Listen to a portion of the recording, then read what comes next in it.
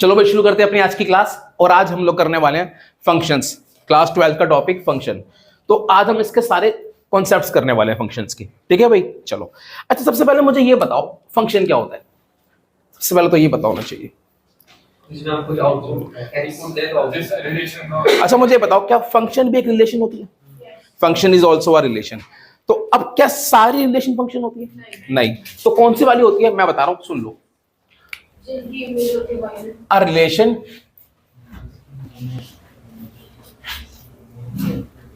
आप यूं समझ लो, a relation x tends to y। ये बात समझ में आ गई? set x to set y पे लगी हुई है। A relation x tends to y is said to be a function।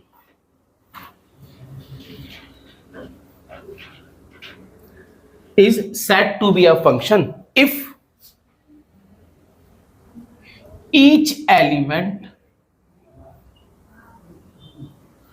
of set x has a unique image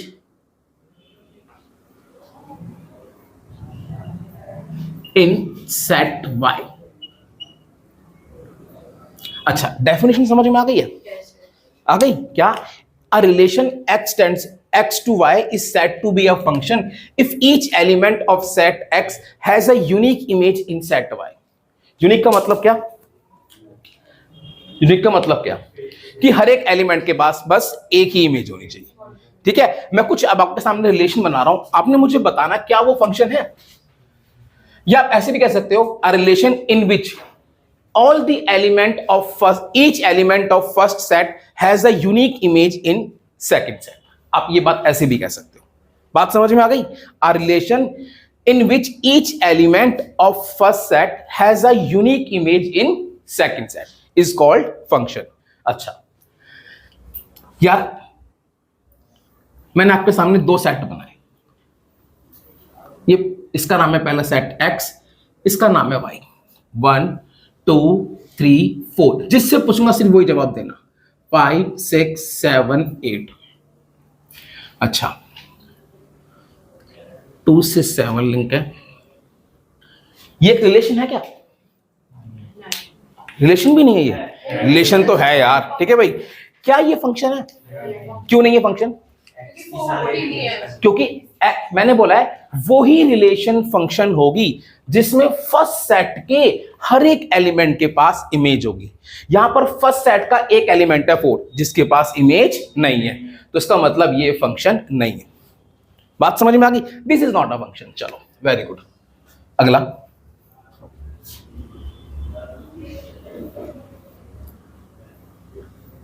ये है x, ये है y। 1 2 3 4 5 6 7 8 और 9। अच्छा, 1 के पास 5 है, 2 के पास 6, 2 के पास 7, बोलना मत प्लीज। 3 के पास 8 है और 4 की इमेज 9 है। ये कोई रिलेशन है? समझ गए भाई? अब मैं बात, चल गौरव तू ही बताएगा। गौरव, क्या ये वाली रिलेशन फंक्शन है? ये कह रहा है और क्या सर है। कृति, नहीं। क्यों नहीं है? क्योंकि 2 के पास 2 इमेज। अभी तो बोला है if each element of set x has a unique image. Set x के हर एक एलिमेंट के पास सिर्फ एक ही इमेज होनी चाहिए। यहां पे 2 के पास कितनी इमेज है? तो ये भी फंक्शन नहीं है। बात समझ में आ गई? पहली बात, सेट x के हर एक एलिमेंट के पास इमेज होनी चाहिए और सबके पास कितनी होनी चाहिए? एक। यहां पर 2 के पास 2 इमेज थी, तो इसलिए ये भी फंक्शन नहीं है। चलो, it is not a function, ये भी फंक्शन नहीं था। अगला third, x y। 1 2 3 4 5 6।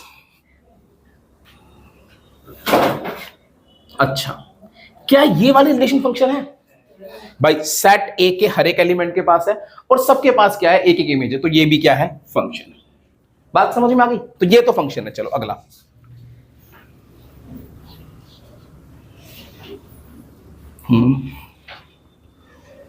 One two three 4 5 6 7। क्या ये फंक्शन है भाई। हमें सेट बी का अगर एलिमेंट कोई खाली बच जाए तो हमें इससे कोई लेना देना नहीं है। बस सेट ए के हर एक एलिमेंट के पास इमेज होनी चाहिए और सबके पास कैसी होनी चाहिए, सिर्फ एक इमेज होनी चाहिए, तो ही वो फंक्शन होगा, अदरवाइज वो फंक्शन नहीं होगा। तो ये भी फंक्शन है। क्यों? सेट ए के हर एक एलिमेंट के पास इमेज है और सबके पास क्या है, एक एक। अच्छा अगला,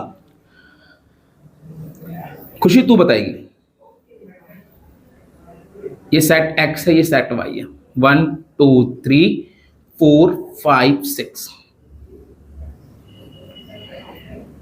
क्या ये फंक्शन है? पक्का? रोमाना क्या है फंक्शन है? क्योंकि तीन एलिमेंट्स के डिफरेंट यूनिक इमेज ले सकते हैं। बड़ा यूनिक का मतलब है एक image. If each element has a unique image.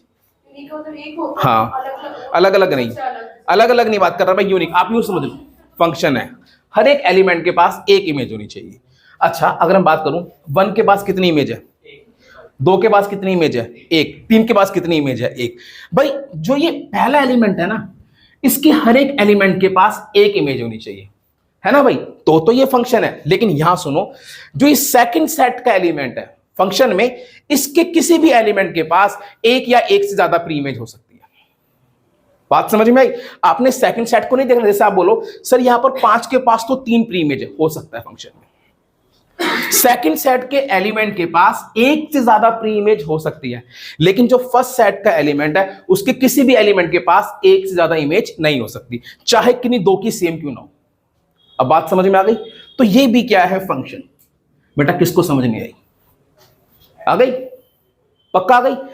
हर किसी के पास एक होनी चाहिए, चाहे किन्हीं दो के पास सेम हो जाए तो भी वो क्या होता है, फंक्शन। बट किसी के पास एक से ज्यादा नहीं होनी चाहिए। जैसे यहां पर क्या था, 2 के पास 2 थी, तो ये फंक्शन नहीं है।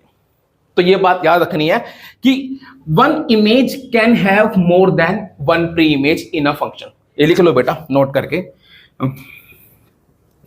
इन function one image can have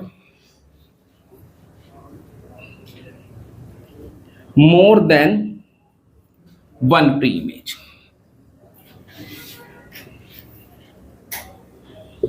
समझ गए? एक इमेज के पास एक से ज्यादा प्री इमेज हो सकते हैं फंक्शन में, लेकिन जो डोमेन है उसके पास एक से ज्यादा इमेज नहीं हो सकती। किसी भी डोमेन के पास एक से ज्यादा इमेज नहीं हो सकती। बात समझ में आ गई? समझ में आ गया फंक्शन क्या होता है? Function is also a relation. ठीक है भाई। अब ना यहां पर एक क्वेश्चन आता है सबसे ज्यादा, टोटल नंबर ऑफ फंक्शंस। इसको हटा दो, करो नोट। देखो भाई टॉपिक लिखो, total number of functions from set A to set B. मतलब यहां पर पहले वाले सेट को मैंने ए बोल दिया और बाद वाले को क्या बोल दिया, बी। मतलब एक्स को मैंने ए बोल दिया, मतलब यहां बात हो रही है किसकी, ए टू बी, कि ए टू बी टोटल कितने फंक्शन डिफाइन होंगे।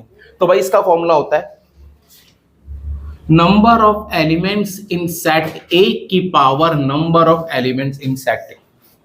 याद रहेगी बात? Total number of functions from set A to set B. क्या फॉर्मूला है? Number of elements in B की power number of elements in A. मतलब सेकंड सेट में जितने एलिमेंट है उसकी पावर फर्स्ट सेट में जितने एलिमेंट है। बात समझ में आ गई? चलो एक क्वेश्चन बोला मैंने, if set A has 2 elements and set B has 3 elements, then how many functions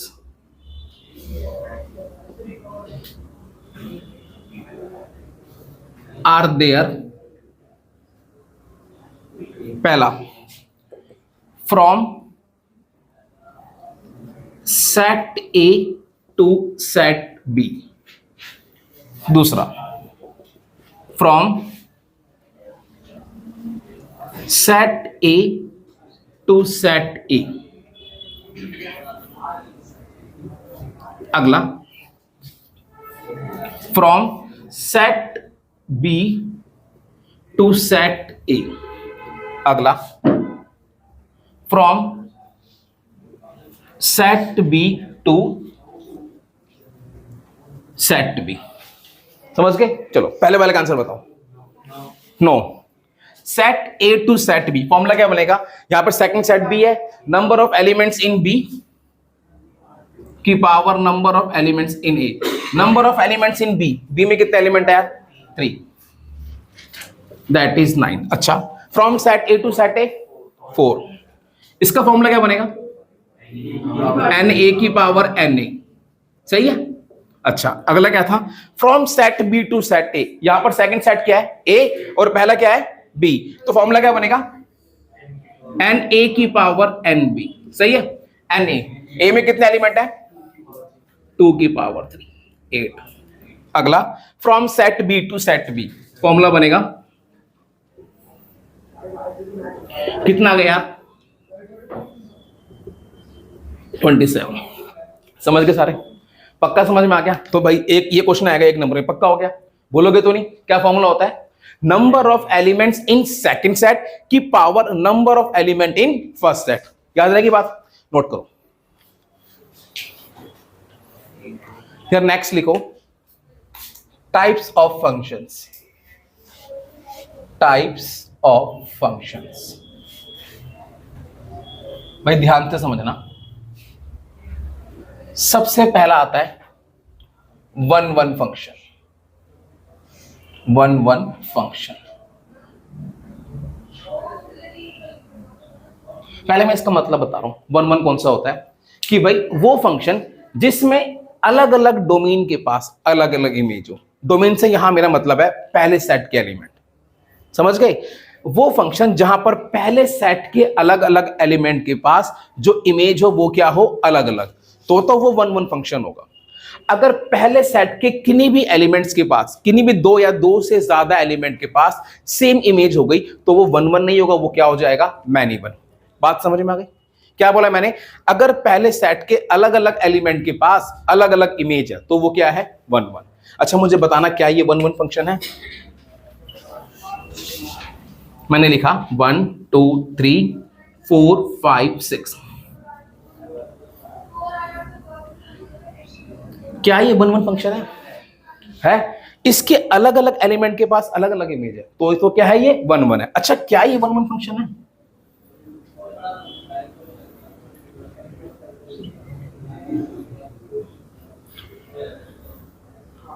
क्या ये 1-1 फंक्शन है? नहीं। क्यों? क्योंकि 1 और 2 के पास सेम इमेज है। समझ में आ गया? अगर फर्स्ट सेट के अलग अलग एलिमेंट के पास अलग अलग इमेज हो तो वो 1-1 है। अगर किन्हीं भी 2 या 2 से ज्यादा एलिमेंट के पास सेम इमेज हो तो वो 1-1 नहीं है, वो कौन सा हो जाता है? मैनी 1। अब इसकी डेफिनेशन लिखो। A function x tends to y, a function from set x to set y is said to be 1-1 function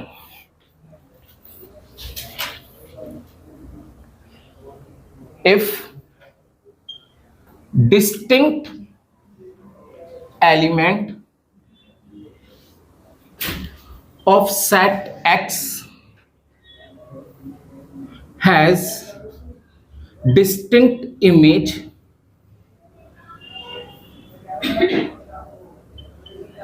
in set y। समझ गए? अगर सेट x के अलग अलग एलिमेंट के पास अलग अलग इमेज है सेट y में तो वो क्या होगा? 1-1 फंक्शन होगा, अदरवाइज वो 1-1 नहीं है। अब ना कभी कभार ना आपको ना प्रूव करने के लिए आएगा कि प्रूव करो ये जो फंक्शन है ये 1-1 है या नहीं, अदरवाइज इट इज मैनी 1। अगर ऐसा नहीं है तो वो क्या हो जाएगा? मैनी 1। कभी कभार ये बेटा प्रूव करने के लिए आता है कि प्रूव करो जो गिवन फंक्शन है वो क्या है? 1-1। तो इसके लिए एक कंडीशन लिख रहा हूं, आप पहले लिख लो, जब करूंगा तो समझाऊंगा। If fx1 equals to fx2, आपने ये रखा जहां पर x1, x2 क्या होंगे? x1, x2 किससे बिलोंग करेंगे? सेट x से बिलोंग करेंगे। किससे बिलोंग करेंगे? Set x। बात समझ में आ गई? If fx1 is equal to fx2 implies that क्या हो जाए? x1 is equal to x2, then F X is 1 1, तो उस केस में एफ एक्स क्या होता है 1 1 function, otherwise it is man even. समझ गए? अगर ये कंडीशन सेटिस्फाई हो जाती है, इसको रखने के बाद ये आ जाता है, तो क्या है वो 1 1, otherwise it is man even.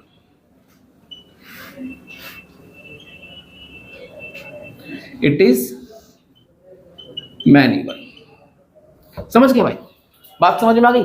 अच्छा मुझे बताना 1 1 कौन सा होता है जिसमें फर्स्ट सेट के अलग अलग एलिमेंट के पास अलग अलग इमेज, तो कौन सा हो गया 1 1।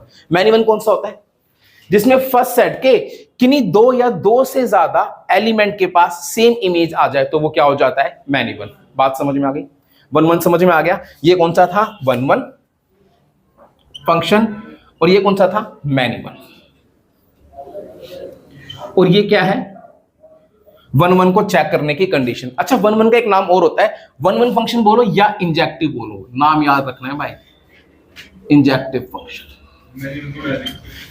मैन इवन को बड़ा बोलते हैं क्या सरजेक्टिव, अभी पढ़ेंगे उसको। ये वाली बात समझ में आ गई? अब मैं तुम्हें एक क्वेश्चन करके दिखाता हूं, चलो भाई। सरजेक्टिव बोलते हैं ऑन टू को, नहीं मैन इवन को कुछ नहीं बोलते, हाँ सरजेक्टिव ऑन टू को बोलते हैं। अगर मैंने गलती से कुछ गलत बोल दिया है तो उसको डिलीट कर दो अपने दिमाग से। चलो भाई, अच्छा मैंने एक फंक्शन लिखा एफ आर टू आर, इसका मतलब क्या बताना, आर का मतलब रियल नंबर है। ये फंक्शन क्या है रियल टू रियल डिफाइन है। क्या है रियल टू रियल डिफाइन, मतलब जो इसकी डोमेन है वो भी क्या है रियल नंबर, और रेंज है को डोमेन है वो भी क्या है रियल नंबर। अच्छा मैंने एक फंक्शन की डेफिनेशन लिखी F x equals to 2x, इसकी मैंने डेफिनेशन क्या लिखी F X is equal to 2x। ये क्या है फंक्शन की डेफिनेशन। एफ एक्स को हम लोग y भी बोलते हैं, सबको पता है। यहाँ x का मतलब होता है डोमेन, y और एफ एक्स का मतलब होता है इमेज। अब मैं आपसे पूछना चाहता हूं ये जो फंक्शन है ये 1 1 है या मैन इवन है, सोच सकते हो? 1 1। अब कुछ ने एक ने मैन इवन भी बोला है, चलो चेक करते हैं एक बार। 1 1 कौन सा होता है जब अलग अलग डोमेन का आंसर क्या है अलग अलग। अच्छा जब मैं x की वैल्यू 1 रखूंगा तो एफ एक्स की वैल्यू कितनी आएगी 2। अच्छा जब मैं x की वैल्यू 2 रखूंगा तो एफ एक्स की वैल्यू कितनी आएगी 4। जब मैं x की वैल्यू 1/2 रखूंगा तो एफ एक्स की वैल्यू कितनी आ रही है 1। मैं एक बार आपको बना के दिखाता हूं। ये फंक्शन कुछ ऐसे है, यहां पर भी सारे रियल नंबर है, यहां पर भी सारे रियल नंबर है। अब यहां पर जब मैं x की वैल्यू 1 पुट कर रहा हूं तो यहां वो इस सेट के किससे लिंक है 2 से। जब मैं 2 पुट कर रहा हूं तो किससे लिंक है 4 से। यहां पे सारे रियल नंबर है, समझ रहे हो? अब जरा सोच के जवाब दो, इस डेफिनेशन के अकॉर्डिंग क्या किन्हीं 2 एलिमेंट के पास सेम इमेज हो सकती है? नहीं हो सकती ना। तो इसका मतलब ये कैसा फंक्शन है 1 1। बट एग्जाम में ऐसे नहीं करके दिखाना। एग्जाम में कैसे करके दिखाना है मैं आपको बता रहा हूं। देखो भाई ये बात समझ में आ गई ना, ये 1 1 है। अब देखो ये कंडीशन कैसे यूज करनी है आपने। क्या था 1 1 के लिए क्या होना चाहिए fx1 is equal to fx2 का आंसर क्या आना चाहिए x1 is equal to x2। तो आपने क्या करना है पुट करना है, इसको प्रूव कर रहा हूं 1 1 put fx1 equals to fx2। अच्छा बताना यहां पर x1 x2 क्या होते हैं?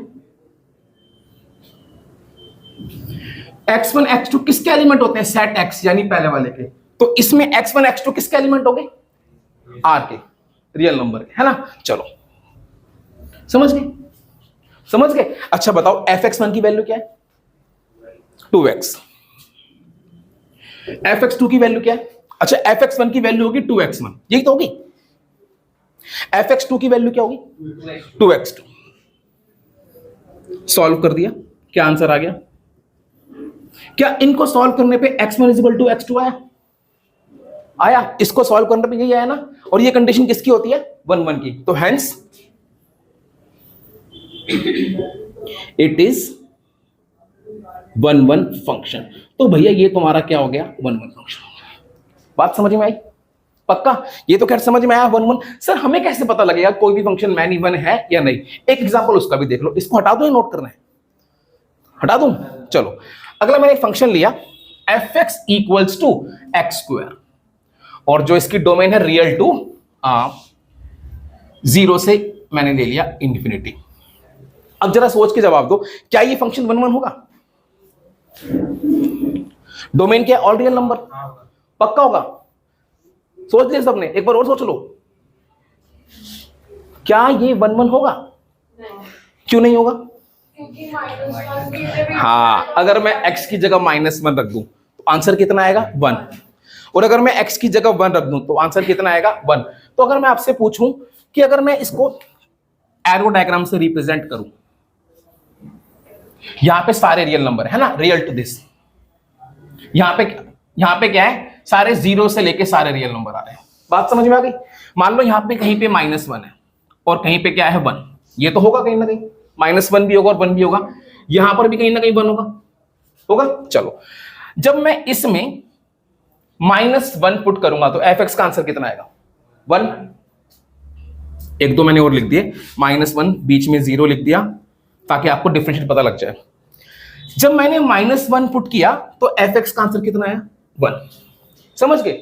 जब मैं 0 पुट करूंगा तो f(x) का आंसर कितना आएगा? 0। जब मैं 1 पुट करूंगा तो f(x) का आंसर कितना आएगा? 1। ऐसे बहुत सारे और भी होंगे। तुम क्या देख रहे हो? -1 का आंसर भी 1 है और 1 का आंसर भी कितना है? 1। तो दो डोमेन के पास सेम इमेज हो गई। तो क्या ये 1 1 है? नहीं, ये 1 1 तो नहीं है। अब इसको इस कंडीशन से कैसे प्रूव करेंगे वो देखते हैं एक बार, ठीक है? चलो,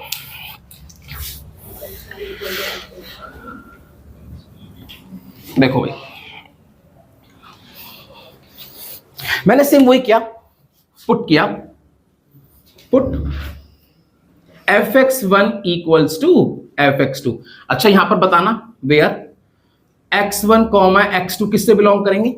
R से। सही है? चलो, अब यहां पर f(x1) की वैल्यू बताना क्या होगी? f(x1) की वैल्यू क्या होगी यार? x1²। f(x2) की वैल्यू क्या होगी यार? x2²। समझ गए? अब अगर मैं ये किसी भी नंबर का स्क्वायर निकालता हूं, इधर जाके स्क्वायर रूट बन जाता है ना? ये स्क्वायर यहां जाके क्या बन जाएगा? Square root. तो जब आप इसको सॉल्व करोगे ना यार, तो दो वैल्यू आएगी, एक x1 = x2 और एक क्या आएगी? -x2। दो वैल्यू भाई। क्या यहां पर कोई नेगलेक्ट हो सकता आंसर? कोई भी आंसर नेगलेक्ट नहीं हो सकता, क्योंकि x1 x2 किससे बिलोंग कर रहे हैं? रियल नंबर से। तो वो पॉजिटिव भी हो सकता है और नेगेटिव भी हो सकता है। जबकि 1 1 के लिए सिर्फ यही कंडीशन होनी चाहिए थी। यहां पर कितनी आ रही हैं? दो कंडीशन, दोनों क्या है? पॉसिबल। तो हेंस इट इज नॉट 1 1। ये 1 1 फंक्शन नहीं है बच्चों। समझ गए? बाई चांस अगर ये नेग्लेक्ट हो जाती तो ये 1 1 हो जाता। जैसे मैं आपको बताता हूं एक बारी। सपोज करो मैंने यहां पे r लिखा है, मैंने r की जगह यहां पे क्या लिख देता? 0 to ∞। सपोज कर लो मैंने लिख दिया। तो अब क्या यहां पर ये वाली कंडीशन पॉसिबल है? क्योंकि यहां पर x1 x2 क्या होता? इससे बिलोंग करता। तो यहां पर x1 तो कभी नेगेटिव हो ही नहीं सकता था। तो ये कंडीशन क्या हो जाती? नेग्लेक्ट। तो एक ही कंडीशन बचती। तो उस केस में ये क्या हो जाता? 1 1। तो याद रखना, जब भी कभी आपने 1 1 चेक करना है तो आपने इन चीजों को भी ध्यान रखना है। बात समझ में आ गई?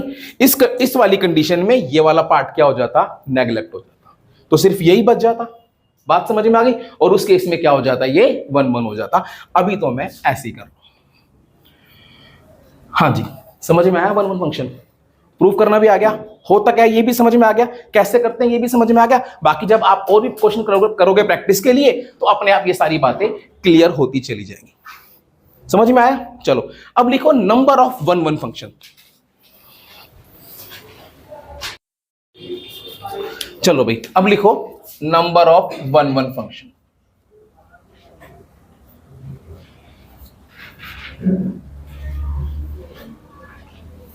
From set A to set B। Number of 1 1 function from set A to set B। अब सिंपल सी बात बेटा, एक बात याद रखना, नंबर ऑफ 1 1 फंक्शन तभी पॉसिबल है कब? जब सेट A और सेट B में, सेट A में नंबर ऑफ एलिमेंट्स कम हो सेट B से या बराबर हो। बस इतनी बात याद रखनी है। जब पहले सेट में टोटल नंबर ऑफ एलिमेंट्स दूसरे वाले सेट से या तो कम हो या तो बराबर हो, तभी 1 1 फंक्शन पॉसिबल है, अदरवाइज वो पॉसिबल नहीं है। ऐसा क्यों है? एक काम करता हूं, मैंने पहले वाले सेट में ज्यादा ले लिए, दूसरे वाले में कम ले लिए, इसका उल्टा ले लिया। तो यहां पर ध्यान से देखो, 1 1 फंक्शन बन ही नहीं सकते। क्यों नहीं बन सकते? क्योंकि 1 1 फंक्शन बनने के लिए तीनों के पास अलग अलग इमेज होनी चाहिए, और तीनों के पास अलग अलग इमेज तभी पॉसिबल है जब इसमें भी 3 है तो इसमें भी एटलीस्ट 3 हो। समझ गए? तो बस ये बात याद रखनी है, क्या 1 1 फंक्शन के लिए number of elements in second set ज्यादा होना चाहिए number of element in first set, या तो ज्यादा होना चाहिए या तो बराबर। अब आपने क्या करना है, सपोज करो मैंने बोल दिया number of elements in set B को मैंने रिप्रेजेंट कर दिया m से, और number of elements in set A को मैंने रिप्रेजेंट कर दिया n से, सपोज करो, है ना भाई। अब मान लो इसमें क्या है 1 2 3, इसमें क्या है 4 5 6 7, इसमें 4 एलिमेंट, समझ गए। तो नंबर ऑफ 1 1 होने के लिए इसमें से हमेशा कितने यूज होंगे 3। तो आपने ये बात याद रखनी है, इसमें से उतने ही एलिमेंट यूज होंगे जितने पहले वाले में। बात समझ में आ गई। तो इन 4 में से कितने यूज होंगे 3। तो अगर इसमें m है तो m में से कितने यूज होंगे जितने कितने होंगे n, जितने पहले में है। तो सिंपल फॉर्मूला लिख रहा हूं नंबर ऑफ 1 1 फंक्शन का mcn इंटू n फैक्टोरियल, क्योंकि साथ में अरेंजमेंट भी होगी। आपने ये फॉर्मूला याद रखना है। 2 बातें याद रखनी है। क्या? पहली बात, नंबर ऑफ 1 1 फंक्शन पॉसिबल कब है, जब पहले वाले में कम हो और दूसरे वाले में ज्यादा या बराबर हो। बात समझ में आ गई। और फॉर्मूला क्या होगा, जितने दूसरे वाले में से कितने सिलेक्ट करने हैं जितने पहले वाले में। अगर इसमें 4 थे तो और इसमें 3 थे तो इसमें से कितने सिलेक्ट होंगे 3, 4c3 और उन 3 की अरेंजमेंट। बेटा ये फॉर्मूला याद कर लो बस, समझ गए। अच्छा, अगर मान लो मैं बोल दूं एक सेट है A, उसमें 5 एलिमेंट है, और एक सेट है B, इसमें 3 एलिमेंट है। ओ सॉरी, A में 3 है और B में 5 है। तो मैं आपसे पूछूं नंबर ऑफ 1 1 फंक्शन बताओ कितने होंगे। क्या होगा, नंबर ऑफ 1 1 फंक्शन कितने हो जाएंगे 5c3 इंटू 3 फैक्टर। समझ गए। अगर मैं बोल दूं कि पहले वाले में भी 3 है और दूसरे वाले में भी 3 है, तो क्या आंसर हो जाएगा, तो आंसर हो जाएगा 3c3 इंटू 3 फैक्टोरियल, यानी 3 फैक्टोरियल। तो आप एक फॉर्मूला ये भी याद कर लो, जब दोनों में सेम एलिमेंट हो तो आंसर क्या हो जाएगा n फैक्टोरियल। कभी कभी क्वेश्चन ऐसा आता है, एक सेट है A जिसमें 4 एलिमेंट है, तो number of 1 1 function on set A, on set A का मतलब हो गया A to A, तो क्या आंसर होगा 4 फैक्टोरियल। बात किसकी कर रहे हैं, A to A की बात कर रहे हैं ना। तो पहले वाले में भी 4 है, दूसरे वाले में भी 4 है, तो आंसर क्या होगा यार 4 फैक्टोरियल। बात समझ में। अगर A में ज्यादा हो जाएंगे तो B में कम हो जाएंगे, तो ये कंडीशन ही सेटिस्फाई नहीं करेगी, तो वहां पे नंबर ऑफ 1 1 फंक्शन होंगे ही नहीं। बात समझ में आ गई सबको। अब लिखो भाई ऑन टू फंक्शन। चलो भाई ऑन टू फंक्शन। अब पहले ये समझते हैं ऑन टू फंक्शन क्या होता है। इसका एक नाम और होता है surjective function. Onto function बोलो या सर्जेक्टिव फंक्शन बोलो। 1 1 का नाम क्या था इंजेक्टिव, इसका नाम क्या है सर्जेक्टिव। अब पहले ये समझते हैं ऑन टू फंक्शन क्या होते हैं। मान लो ये एक पहला सेट है A और एक ये दूसरा सेट है B। चलो ये A ले लिया, ये B ले लिया। अब ध्यान से सुनना बेटा। अच्छा 1 2 3 4 5 6 7 ये हो गया, समझ गए। अब मैं एक डेफिनेशन बोल रहा हूं यार, ऑन टू फंक्शन वही होता है जहां पर सेकंड सेट के हर एक एलिमेंट के पास, जहां पर सेकंड सेट के हर एक एलिमेंट के पास प्री इमेज हो तो वो ऑन टू है, अदरवाइज वो ऑन टू नहीं है। समझ में आई बात। क्या बोला मैंने, एक ऐसा फंक्शन जहां पर सेकंड सेट के हर एक एलिमेंट के पास प्री इमेज है तो वो ऑन टू है, अदरवाइज वो ऑन टू नहीं है। तो वो क्या कहलाएगा इनटू कहलाएगा। क्या ये ऑन टू है, ये ऑन टू नहीं है। क्यों, क्योंकि 7 के पास प्री इमेज नहीं है। बात समझ में आ गई। तो ये कैसा फंक्शन है, इसका नाम है इनटू फंक्शन। ये कैसा फंक्शन है इनटू। अच्छा वहीं मुझे बताना, ये सेट A है, ये सेट B है। 1 2 3 4 5 6, क्या ये एक ऑन टू फंक्शन है? ये ऑन टू फंक्शन है। क्यों, क्योंकि सेकंड सेट के हर एक एलिमेंट के पास यार प्री इमेज है ना, तो ये ऑन टू फंक्शन है। बात समझ में आई कि नहीं आई, अच्छे से आ गई। अच्छा क्या ये 1 1 भी है? हाँ ये 1 1 भी है और ये ऑन टू भी है, क्योंकि पता लग रहा है सबके पास अलग अलग इमेज है। अच्छा क्या ये 1 1 था? ये 1 1 था लेकिन ये ऑन टू नहीं था। तो ये पूछ सकता है ये कैसा फंक्शन है, ये 1 1 और बट नॉट ऑन टू, या 1 1 इनटू। अच्छा ये कैसा है 1 1 और ऑन टू, है ना, वो अभी पढ़ेंगे। एक ऐसा फंक्शन जो 1 1 ऑन टू दोनों होता है उसे हम क्या बोलते हैं, बाइजेक्टिव। अच्छा बताना क्या ये 1 1 है क्या, नहीं क्या ये ऑन टू है? सेकंड सेट में एक एलिमेंट है बट उसके पास क्या है, प्री इमेज है। अच्छा अगर यहां 5 आ जाएगा तो क्या ये ऑन टू होगा? नहीं, तो ये ऑन टू नहीं होगा। बात सबको समझ में आ गई? ऑन टू होता क्या है? अब इसकी डेफिनेशन लिख लो भाई। क्या? A function f set x to set y is said to be onto,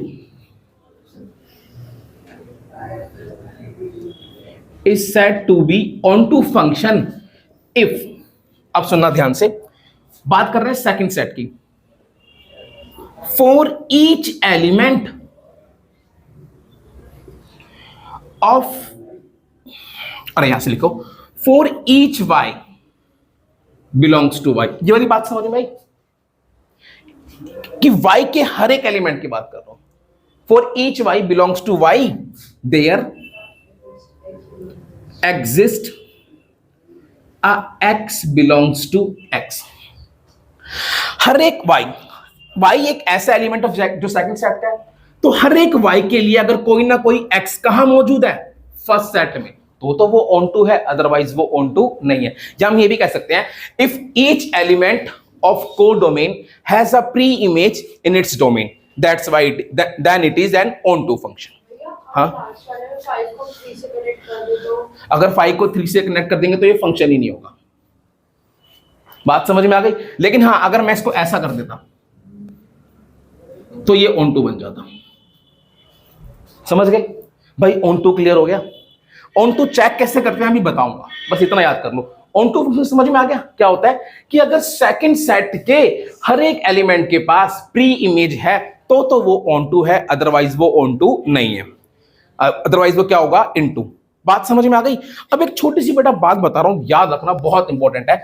अगर किसी फंक्शन में ऐसा हो जाए, अच्छा सेकंड सेट का एक नाम होता है, क्या होता है, कोडोमेन। क्या होता है, कोडोमेन। ये बेटा बात याद रखना, इफ किसी फंक्शन में रेंज और कोडोमेन इक्वल हो जाएं, if range is equal to codomain then function is on to.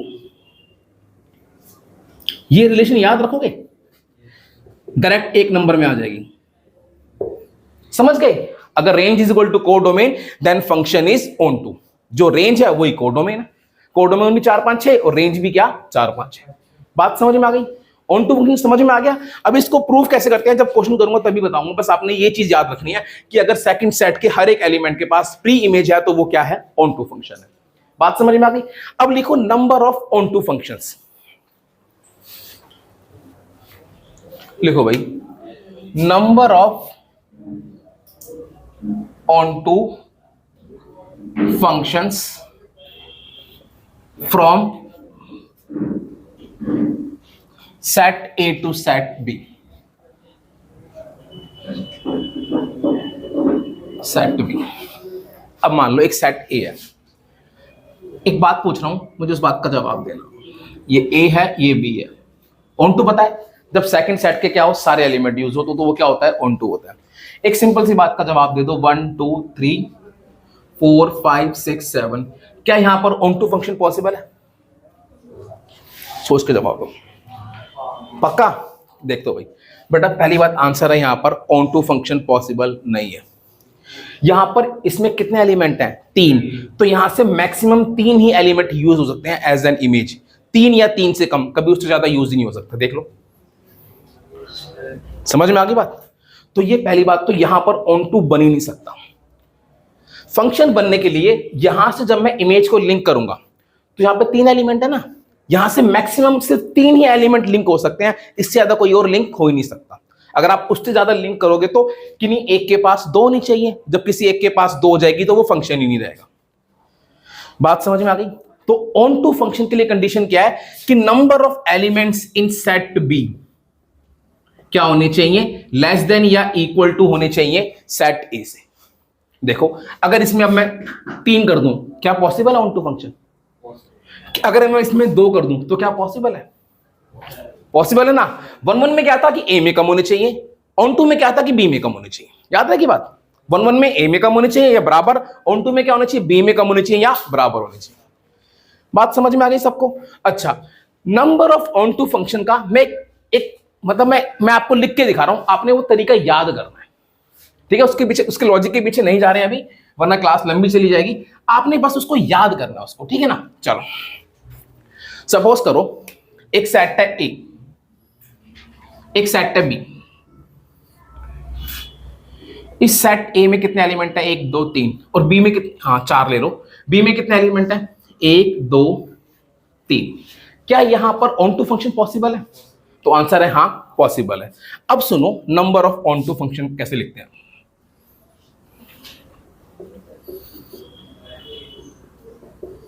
बस इस तरीके को याद करना है। अच्छा, number of, total number of function का फॉर्मूला क्या था, अभी बढ़ाया, टोटल नंबर ऑफ फंक्शन का फॉर्मूला एन बी की पावर एन ए। सबसे पहले टोटल नंबर ऑफ फंक्शन लिखो, 3 की पावर 4। लिख दिया, लिख दिया भाई। अब ये लॉजिक याद करना है, ये तरीका याद करना है, ये पैटर्न याद करना है। इन 3 में से किसी एक को छोड़ना है, 3 में से किसी एक को छोड़ना है, तो वो इतने तरीकों से छोड़ सकता हूं, छोड़ सकता हूं तरीकों से। जब 3 में से एक छोड़ दिया तो यहां पर कितने एलिमेंट रह गए, 2। तो उन 2 को लेकर टोटल नंबर ऑफ फंक्शन कितने बनेंगे, 2 की पावर 4। समझ गए? बात समझ में आ गई? अब यहां पे क्या लगाया था, माइनस, अगली बार क्या आएगा, प्लस। पहले 3 में से एक को छोड़ा था, अब क्या करोगे, 3 में से 2 को छोड़ो, 3c2 छोड़ दिया। जब 3 में से 2 को छोड़ दिया, यहां पे कितने एलिमेंट बचे, 1। तो अब टोटल नंबर ऑफ फंक्शन कितने हो जाएंगे, 1 की पावर, इसमें कितने एलिमेंट है, 4। बात खत्म, आंसर। तब तक जाना है जब तक पहले वाले सेट में यहां पर 1 ना आ जाए। समझ गए? दोबारा बता रहा हूं, सबसे पहले क्या बेटा, सबसे पहले क्या, टोटल नंबर ऑफ फंक्शंस। बात समझ में आ गई? फिर क्या लगाया, माइनस, इसमें से कितने एलिमेंट छोड़े, 1, कितने, 3 थे, 3c1, बचे कितने, 2। तो 2 लेकर कितने फंक्शन बनेंगे, 2 की पावर 4। फिर यहां माइनस था तो यहां क्या आएगा, प्लस।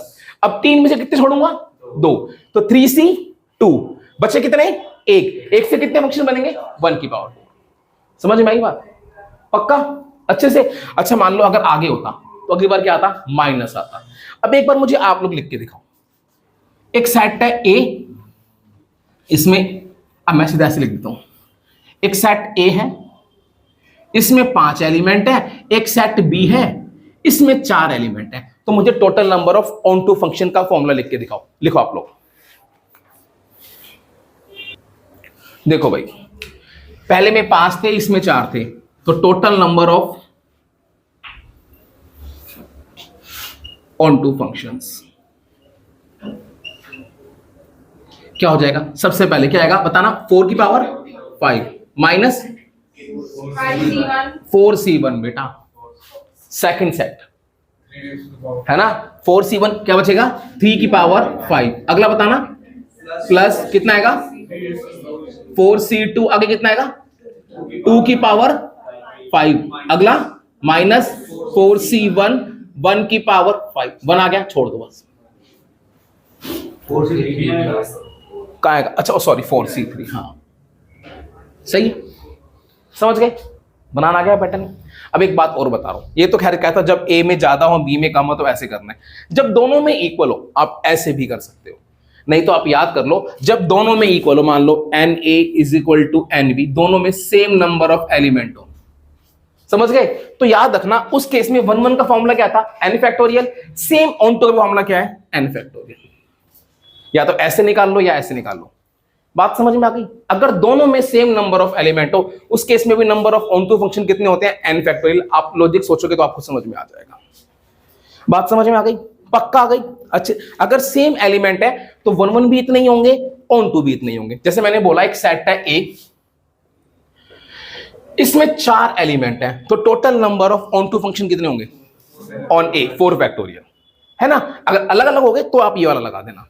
अगर दोनों में सेम एलिमेंट है तो सब में 1 1 में भी यही, ऑन टू में भी यही और बाइजेक्टिव में भी यही। बात समझ में आ गया? ऑन टू फंक्शन समझ में आ गए। अब नेक्स्ट लिखो बेटा बाइजेक्टिव फंक्शंस। देखो भाई bijective function,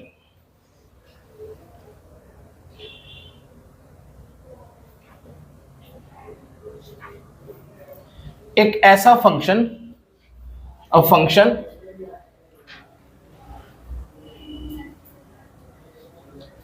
x tends to y is said to be bijective. A function x tends to y is said to be bijective if it is 1 1 and onto both.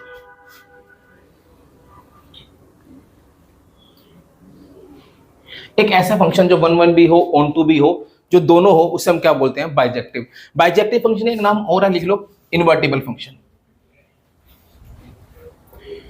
अगर आपसे पूछ ले वो कौन से फंक्शन है जिनका इनवर्स पॉसिबल है, तो उन्हें हम बोलते हैं बाइजेक्टिव फंक्शन। बाइजेक्टिव फंक्शन ही एक ऐसे फंक्शन है, चाहे उसको x टू y देखो या y टू x देखो, वो दोनों तरफ से क्या बनते हैं? फंक्शन बनते हैं। ठीक है भाई, जैसे एक ये x है, एक ये है y, ये x ये y, 1 2 3 4 5 6, क्या ये फंक्शन बाइजेक्टिव है? भाई 1 1 भी है, ऑन टू भी है, तो क्या ये बाइजेक्टिव? अच्छा, तो ये तो बाइजेक्टिव है। अगला 1 2 3 4 5 6, क्या ये बाइजेक्टिव है? नहीं, क्योंकि ये क्या है? मैनी वन है, ये 1 1 नहीं है। ठीक है, और ऑन टू भी नहीं है। चलो अगला,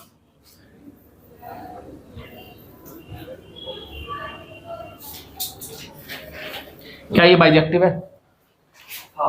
है? बाइजेक्टिव भी, ये भी नहीं है बाइजेक्टिव। पता लग गया क्योंकि ये मैनी वन है। भाई 1 1 भी होना चाहिए और ऑन टू भी होना चाहिए। समझ गए भाई? बात समझ में आ गई? बाइजेक्टिव कौन से होते हैं, 1 1 कौन से होते हैं, समझ में आ गया। ऑन टू कौन से होते हैं, समझ में आ गया। बाइजेक्टिव कौन से होते हैं, समझ में आ गया। अब लिखो total number of bijective function. Total number of bijective function. चलो अब आपको मुझे एक बात का जवाब दे दो, बाइजेक्टिव फंक्शन कब पॉसिबल है? जब पहले और दूसरे सेट में नंबर ऑफ एलिमेंट सेम हो, तभी तो पॉसिबल है यार। अगर मान लो पहले में ज्यादा हो जाए, दूसरे में कम हो जाए, तो क्या बाइजेक्टिव पॉसिबल है? नहीं। पहले में कम हो जाए, दूसरे में ज्यादा, तो भी पॉसिबल नहीं है। सिर्फ तभी पॉसिबल है कब? जब दोनों में क्या हो? सेम नंबर ऑफ फंक्शन हो। तो total number of bijective function का फॉर्मूला होता है n फैक्टोरियल। याद रहेगा? अगर दोनों में सेम एलिमेंट है तो 1 1 का भी यही होता है, ऑन टू का भी यही होता है। तो जितने बाइजेक्टिव उतने ही 1 1, उतने ही ऑन टू। समझ में बेटा बात आ गई? पक्का आ गई? अच्छे से आ गई? सारे फंक्शन समझ में आ गए? अब ना बेटा 1 2 क्वेश्चन कराता हूं, फिर आप जो भी हो गया, सारे कॉन्सेप्ट हमारे क्लियर हो गए। ठीक है भाई, एक क्वेश्चन करते हैं। चलो हाँ, फंक्शन के बेटा कॉन्सेप्ट यही थी, हमें यही पढ़ने थे। ठीक है, 1 1 फंक्शन क्या होता है, 1 1 क्या होता है, ऑन टू क्या होता है। अब 1 2 क्वेश्चन मैं तुम्हें कराता हूं। ठीक है, नोट करो। चलो एक क्वेश्चन करते हैं यार। क्वेश्चन है आपकी बुक का ना, एग्जाम्पल 8 लेता हूं मैं पहले। क्वेश्चन है, एक फंक्शन दे रखा है मुझे, show that the function f natural to natural. इस बात को समझ गए बेटा? इसका मतलब क्या है? जो डोमेन वाला सेट है वो भी नेचुरल नंबर है, और जो कोडोमेन वाला सेट है उसमें भी क्या आ रहे हैं? नेचुरल नंबर आ रहे हैं। अब मेरे पास फंक्शन की डेफिनेशन है, function f n tends to n given by fx equals to 2x। अब इसने बोला है show that f is 1 1 but not onto. मुझे शो करना है ये 1 1 तो है लेकिन ऑन टू नहीं है। अब फटाफट से याद करो 1 1 कौन सा होता है? जब अलग अलग एलिमेंट के पास अलग अलग इमेज हो तो 1 1 है ना भाई। पहले 1 1 की बात करते हैं। अभी मैंने आपको 1 1 के लिए एक कंडीशन लिखवाई थी, याद करो। अगर fx1 is equal to fx2 रखो, सॉल्व करने पे अगर क्या आता है x1 is equal to x2, तो वो क्या हो जाता है? 1 1। चलो पहले इसको मन में करके देखते हैं एक बार। अगर मैं आपको बनाऊं, ऐसे बनाऊं, पहला सेट दूसरा सेट, पहला सेट भी क्या है? नेचुरल नंबर, दूसरा भी क्या है? Natural number. तो पहले में 1 2 3 4 5 dot dot dot 1 2 3 4 5 dot dot dot. सही है। अब जरा ध्यान देना, अगर मैं इन दोनों के बीच में फंक्शन क्या है? 2x। ठीक है, अगर मैं x की वैल्यू 1 रखूंगा तो fx कितना आएगा? 2। तो ये किससे लिंक होगा? 2 से। 2 किससे लिंक होगा? 4 से। 3 किससे लिंक होगा? 6 से। ऐसे 4 किससे होगा? 8 से। 5 किससे होगा? 10 से। तो हर एक एलिमेंट किसी ना किसी से लिंक होगा। जो मर्जी एलिमेंट सोच लो इसका, मान लो आपने सोच लिया 200, 400 आएगा वो इसमें होगा। 1000 सोच लो, 2000 आएगा इसमें होगा, क्योंकि यहां तो सारे नेचुरल नंबर आ रहे हैं। तो कहीं ना कहीं मुझे पता लग गया इसके हर एक एलिमेंट के पास यहां पर इमेज है। तो अगर एमसीक्यू टाइप होगा तो सीधा 1 1 लगा दिया। बट अगर प्रूफ करने के लिए आए तो क्या करेंगे, put fx1 equals to fx2। अच्छा बताना यहां पे वेयर x1 कॉमा x2 किससे बिलोंग करेगा यार, n, पहला सेट। यहां पे बाय चांस दोनों सेम है, बट यहां पे हम कौन सा लिखते हैं, पहला वाला। अच्छा बताओ fx1 की वैल्यू क्या होती है, 2x1। fx2 की वैल्यू क्या होती है, 2x2। अगर मैं इन दोनों को सॉल्व कर दूं तो क्या आएगा, x1 equals to x2। Condition आ गई जो हमें चाहिए थी, देयरफॉर इट इज 1 1। ये क्या हो गया, एक 1 1 फंक्शन हो गया। बात समझ में आई बेटा, पक्का आ गई, अच्छे से आ गई, फुल पावर आ गई। अब बात करते हैं ऑन टू की। अब ऑन टू की डेफिनेशन याद करो। ऑन टू क्या होता है, जिसमें सेकंड सेट के हर एक एलिमेंट के पास प्री इमेज हो। अब तो खैर ये आपको ही पता लग गया, क्या 1 की प्री इमेज हो सकती है, नहीं होगी ना, आप सोच लो नहीं होगी। अब अगर लिखना होता, क्योंकि यहां पर 1 के पास तो कोई एलिमेंट ही नहीं है, अगर एक भी एलिमेंट बच गया तो वो क्या हो गया, ऑन टू नहीं है, वो इनटू हो गया। अब अगर सिंपल एमसीक्यू में पूछता तो आप डायरेक्ट लिख देते, बट अगर मुझे बोला प्रूव करके दिखाओ, तो वो कैसे दिखाना है वो देखो यार। ऑन टू फंक्शन में देखो, जैसे हम 11th क्लास में रेंज निकालते थे, एक काम करो इसे लेट कर लो, let y equals to 2x। यहां पर y जो है वो किसका एलिमेंट होगा बताना, y इसका एलिमेंट होगा, वेयर सेकंड सेट का, वेयर y बिलोंग्स टू, बेटा कोडोमेन बोलेंगे अभी, where y belongs to n। अब यहां से एक काम करो, x की वैल्यू निकाल दो। x की वैल्यू कितनी आएगी, y/2 आएगी। x की वैल्यू कितनी आएगी, y/2। भाई अब ऑन टू को चेक करने के लिए दो तरीके होते हैं, या तो रेंज निकाल दो, अगर रेंज निकालोगे रेंज यही आ गई तो ऑन टू है, या कैसे चेक करना है मैं आपको बता रहा हूं। अभी अगर मैं अब y किसका एलिमेंट है यार, नेचुरल नंबर का। अब 2-3 नेचुरल नंबर ले लो, सपोज करो मैंने 2 ले लिया, तो जब y की वैल्यू 2 रखी, 2/2 1, x इक्वल टू 1 आ रहा है, x किसका एलिमेंट होगा, फर्स्ट सेट का, इसमें 1 है, तो इसका मतलब 2 के पास तो प्री इमेज है। अगली बार मैंने 3 ले लिया, क्या ले लिया मैंने, 3। जब y की वैल्यू 3 रखी तो x की वैल्यू कितनी आ रही है, 1.5। ढूंढो क्या यहां 1.5 कहीं होगा, तो आंसर है नहीं। तो इसका मतलब जो इसका 3 एलिमेंट है उसके पास तो प्री इमेज है ही नहीं। और अगर हमें एक भी एलिमेंट ऐसा मिल जाए जिसके पास प्री इमेज नहीं है, तो तभी ये प्रूव हो जाएगा कि ये ऑन टू नहीं है। अब सुनो, जब भी कभी किसी भी चीज को प्रूव करना कोई चीज नहीं है, तो आपने हमेशा याद रखना है एग्जांपल देना है। जैसे मुझे मिल गया 3, मुझे मिल गया ना 3, बाकी अगर आप लोग 1 भी रखते तो भी प्रूव हो जाता। अगर 1 रखता तो कितना आता, 1/2 आता। तो मैं यहां पे लिखता हूं एक बारी, यहां पे लिख देता हूं, when y इक्वल्स टू 1, जब y क्या है 1। चलो भाई, जब मैंने y की वैल्यू 1 पुट की तो x कितना आ गया, 1/2। समझ गए, जो क्या x 1/2 नेचुरल नंबर में होगा, नहीं, implies that x is equal to 1/2 does not belongs to n। पता लग गया, तो इसका मतलब मेरे पास ऐसा कोई x है ही नहीं, है ना, जिसकी वैल्यू 1/2। तो इसका मतलब जब y की वैल्यू 1 थी उसके पास कोई प्री इमेज नहीं है, तो बस सिंपल लिख दो, therefore it is not onto function. ये ऑन टू फंक्शन नहीं है, समझ गए, इसलिए ये ऑन टू फंक्शन नहीं है। बात, क्योंकि y इज इक्वल टू 1 के पास, या आप ऐसे भी लिख सकते हो, हैंस इसमें एक लाइन ऐड कर सकते हो इसके बाद, therefore y is equal to 1 does not have any pre-image, hence it is not onto function, इसलिए ये ऑन टू फंक्शन नहीं है ना। इसकी जगह या तो डायरेक्ट ये लिख देना या ऐसे लिख देना, दोनों सही है। बात समझ में आई। अब एक मैं आपको फंक्शन दे रहा हूं, आपने चेक करके बताना कि वो 1 1 ऑन टू है या नहीं।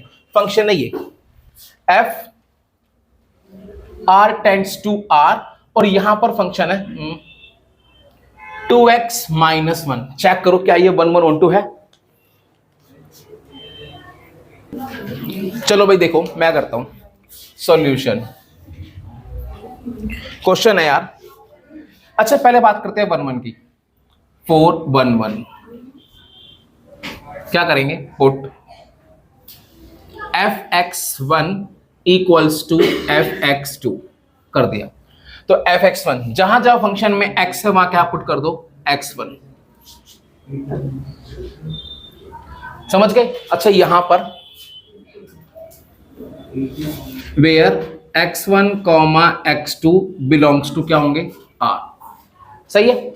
अब सुनना, इसको अगर मैं सॉल्व करूंगा तो क्या होगा, 2x1 इज इक्वल टू कितना होगा, 2x2। 2 से 2 cancel, x1 equals to x2। बेटा बात समझ में आ गई, आ गई। x1 इज इक्वल टू क्या हो गया, x2। जब ये कंडीशन आ जाती है तो क्या लिखते हैं, देयरफॉर इट इज 1 1 फंक्शन, या हैंस इट इज 1 1 फंक्शन। सही है, समझ गए। अब बात करते हैं ऑन टू की। मैं यहां लिखता हूं 4 ऑन टू। ऑन टू के लिए लेट करेंगे y, ऑन टू बोलो या सब्जेक्टिव बोलो, let y is equal to this 2x minus 1 where y belongs to n। सही है, y किससे बिलोंग कर रहा है, नेचुरल नंबर से। अब सुनना, अब चेक करने के लिए क्या ये है और रियल है, y बिलोंग्स टू r। ठीक है भाई। अब मैंने कहा ऑन टू चेक करने के लिए ज्यादातर केसेस में क्या करना है, आपने x की वैल्यू निकालनी है। यार बोलो मत प्लीज, यहां से x की वैल्यू निकालो, कितनी आएगी, y plus 1 upon 2 equals to x। अब देखो भाई, आपको ऑन टू चेक करने का तरीका बता रहा हूं। चलो, y क्या है, एक रियल नंबर, y क्या है, एक रियल नंबर। अच्छा यहां पर एक रियल नंबर को, एक रियल नंबर सोचो कोई भी, सपोज 5 ले लिया, 5 plus 1 6, 6 upon 2 3, 3 is equal to क्या आ रहा है, x। और x भी क्या है मेरे पास, रियल नंबर। तो क्या x इज इक्वल टू 3 पहले सेट में होगा, होगा। अगला नंबर लेते हैं, तो मैंने इंटीजर ले लिया, अगली बार 0 ले लेते हैं, y की वैल्यू 0 पुट करी। मैं यहां पे दिखा रहा हूं, 2 सेट है, एक मिनट रुक जाओ, ये पहला सेट है, ये दूसरा। यहां पर भी सारे रियल नंबर है, यहां पर भी सारे रियल नंबर। मैंने 5 पुट किया था तो क्या आया था मेरे पास, 3 आया था, तो वो यहां पे था। अगली बार मैंने 0 पुट किया, 0 पुट कर लो, 0 प्लस 1 अपॉन 2 कितना आ रहा है, 1/2। तो 1/2 भी यहां कहीं ना कहीं होगा, होगा, है ना। सर क्या बात कर रहे हो, आसान ले रहे हो, थोड़ा टफ ले लेते हैं। एक बार ले लिया मैंने, √2 ले लिया, क्या ले लिया, क्योंकि रियल नंबर है, √2 यहां पर होगा, होगा भाई। चलो y की जगह √2 पुट कर लिया, √2 प्लस 1 कोई ना कोई रियल नंबर होगा भाई, दुनिया के सारे number real number. √2 plus 1 upon 2 कोई ना कोई रियल नंबर आएगा, तो वो रियल नंबर यहां पर होगा, यहां पे तो सारे नंबर है। तो अब ना आप दुनिया का कोई भी नंबर सोच लो और उसको y की जगह पुट करके देख लो, सॉल्व करोगे ना तो आंसर क्या आएगा, रियल नंबर। या आप एक लॉजिक भी सोच लो, ये एक रियल नंबर है, रियल नंबर प्लस 1 एक रियल नंबर होगा, रियल नंबर प्लस 1 अपॉन 2 वो भी तो एक रियल नंबर होगा, होगा ना भाई। तो तुमने क्या सोच लिया, हमने सोच लिया कि हर एक y के लिए कोई ना कोई x मौजूद है। अगर हर एक, और y किसका एलिमेंट है, सेकंड सेट का, तो अगर सेकंड सेट के हर एक एलिमेंट के पास प्री इमेज है तो क्या वो ऑन टू हो जाएगा, तो हाँ हो जाएगा ना। अब इस बात को कैसे लिखना है, it implies that for each y belongs to r। पहले आपने सोच लिया मन में कि हाँ इसके लिए है, for each y belongs to r there exist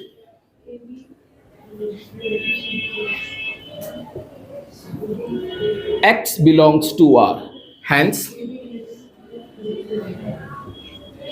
it is onto function. तो इसीलिए क्या हो गया, ये एक onto फंक्शन हो गया। बात समझ में आई बेटा, पक्का। ये तरीका तो ये था लिखने का, या आप यहां से लिख सकते थे therefore range of, therefore y is equal to कितना आ गया, r। रेंज क्या आ गई, r। आप ऐसे लिख सकते, देयरफॉर रेंज आ गई r। आपने यहां से क्या निकाल दी, रेंज निकाल दी। रेंज भी r है, कोडोमेन भी क्या है, r। तो जब range is equal to codomain तब भी तो क्या हो जाता है, ऑनटू हो जाता है। ठीक है भाई। तो अभी मैंने ऐसे लिखा है, तो आप भी अभी ऐसे लिख देना। और जब भी कभी ऑनटू लिखना होता है तो ये स्टेटमेंट याद रखना, लिखनी होती है, for each y belongs to second set there exist x belongs to first set, hence it is onto function. तो ये पहले आपने चेक करना है कि क्या हर एक एलिमेंट के लिए कोई ना कोई प्री इमेज है। जब चेक कर लोगे तो पता लग जाएगी, उसके बाद ये स्टेटमेंट लिख देना, बस यहां पर सेकंड सेट आएगा, यहां पर क्या आएगा, फर्स्ट सेट। समझ में आई बात? अच्छा, ये 1 1 भी था, ये ऑन टू भी था, तो क्या ये बाइजेक्टिव हो गया? अगर ये मेरे से पूछता कि ये बाइजेक्टिव है तो मैं बोल देता हाँ इट इज बाइजेक्टिव। तो लिखेंगे since it is 1 1 and onto, since it is 1 1 and onto function, hence it is bijective function। क्योंकि ये 1 1 ऑन टू है तो इसलिए क्या है, ये बाइजेक्टिव फंक्शन। बाइजेक्टिव बोलो या क्या बोलो, इन्वर्टिबल बात सेम है, इन्वर्टिबल फंक्शन। एक छोटी सी बात और बता रहा हूं, वैसे आएगी नहीं क्योंकि अब शायद कोर्स में नहीं है ये। हाँ, क्या कि कभी कभार ना फंक्शन का इनवर्स निकालने के लिए बोलते थे, जब आप आगे दोगे ना सीयूटी वगैरह तो उसमें भी है। तो इनवर्स कैसे निकालते हैं, देखो जो ये x की वैल्यू होती है ना, यही इनवर्स होता है। ये जो x की वैल्यू होती है ये इनवर्स। तो अगर मेरे से पूछा जाता इसका इनवर्स क्या है, तो इनवर्स को ऐसे डिनोट करते हैं, f inverse y। f inverse y क्या हो जाता है, y प्लस 1 अपॉन 2। समझ गए? बट ऑप्शन में वेरिएबल y नहीं होता, हमेशा क्या होता है, x होता है। तो इसको इन टर्म्स ऑफ x में कैसे लिख सकता हूं, हाँ, जो ये x की वैल्यू होती है यही तुम्हारा फंक्शन का इनवर्स होता है, वही तो लिखा है मैंने। समझ गए? बट जो ऑप्शन होंगे जहां पे आंसर होगा वहां पे वेरिएबल y नहीं होगा, x, तो इसकी जगह x लिख देना। समझ गए भाई? सारी बातें समझ में आ गई कि बाइजेक्टिव कौन सा होता है, जब बाइजेक्टिव है तभी इन्वर्टिबल होता है। और इनवर्स क्या होता है, ये जो x की वैल्यू आई ना बच्चों, यही इनवर्स होता है। समझ में आया? तो भैया ये थे आपके क्या फंक्शन के कॉन्सेप्ट्स। अब ना मैंने 1-2 क्वेश्चन कराए हैं, अब आपने घर जाके इसकी क्वेश्चंस की प्रैक्टिस करनी है, तभी ये टॉपिक क्लियर होगा, अदरवाइज क्लियर नहीं होगा। यहां सिर्फ कॉन्सेप्ट्स कराए हैं सारे, 1 1 क्या है, ऑन टू क्या, सबको समझ में आ गया, अच्छे से आ गया। तो भैया आज के लिए इतना ही, फिर मिलेंगे नेक्स्ट क्लास में, बाय।